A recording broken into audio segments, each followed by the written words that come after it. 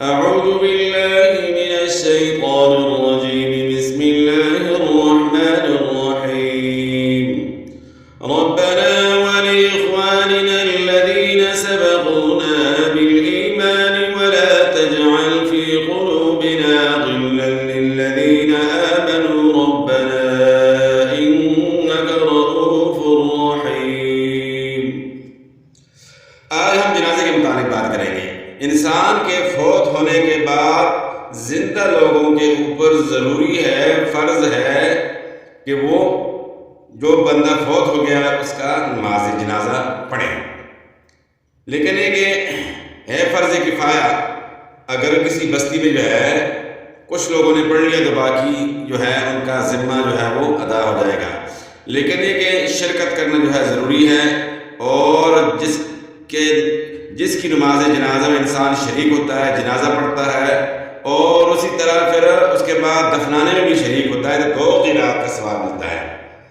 یعنی جنازہ پڑھا تو 1 قرات کا ثواب ملا، اور اس کے بعد دفنانے میں بھی شریک ہوا تو 2 قرات کا ثواب ملتا ہے. فرمایا کہ 1 قرات جو ہے وہ پہاڑ سے بھی زیادہ ہے، تو بہت بڑا یعنی اجر و ثواب والا معاملہ ہے.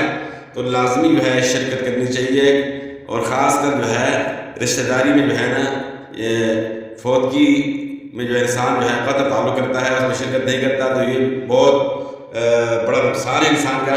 تو ایسا نہیں کرنا چاہیے. ویسے بھی قطع رحمی جو ہے نا وہ اسلام میں حرام ہے، لیکن یہ کہ ایسے موقع پر اگر خوشی میں شرکت نہیں کر سکتا تو فوتگی میں جو ہے لازمی جو ہے نا شریک ہونا چاہیے، اور اس کا نماز جنازہ بھی پڑھنا چاہیے، اور جنازے کی دعائیں بھی یاد ہونی چاہیے.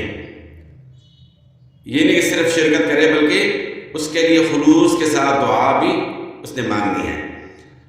اور یہ نہیں کہ ایک مختصر سی دعا پڑھ کے بس 1-2 منٹ میں جنازہ ختم کر دینا تو یہ حق ادا نہیں ہوتا. تو زندوں کے اوپر ضروری ہوتا ہے کہ خلوص کے ساتھ دعا کریں. تو دعائیں جو ہیں اس کے مثلا کہ جنازے کی جو دعائیں ہیں جو ثابت شدہ ہیں اور جو مسنون ہیں، اور اللہ کے رسول صلی اللہ علیہ وسلم نے پڑھی ہیں، اور اسی طرح صحابہ کرام نے پڑھی ہیں، تو ہمیں پڑھنی چاہیے، اور اسی طرح ہمیں یاد بھی ہونی چاہیے. تو اس میں سب سے پہلے دعا جو ہے اللہم اغفر لہ وارحمہ وعافہ واعف عنہ واکرم نزلہ ووسع مدخلہ واغسلہ بالماء والثلج والبرد ونقہ من الخطایا كما نقيت الثوب الأبيض من الدنس وأبدله دارا خيرا من داره وأهلا خيرا من أهله وزوجا خيرا من زوجه وأدخله الجنة وأعذه من عذاب القبر ومن عذاب النار